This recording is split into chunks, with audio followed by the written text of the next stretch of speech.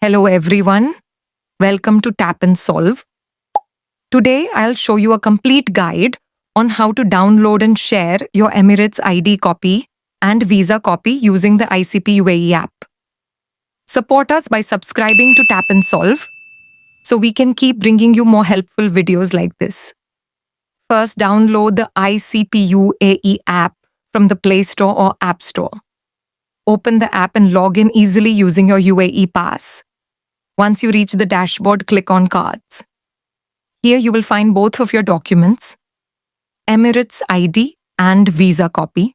For Emirates ID, click on Emirates ID. You'll see your card, and by clicking the download or share option, you can save or share it instantly. For Visa copy, click on Visa copy.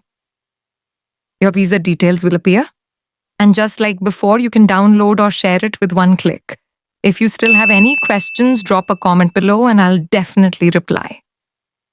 Best of luck.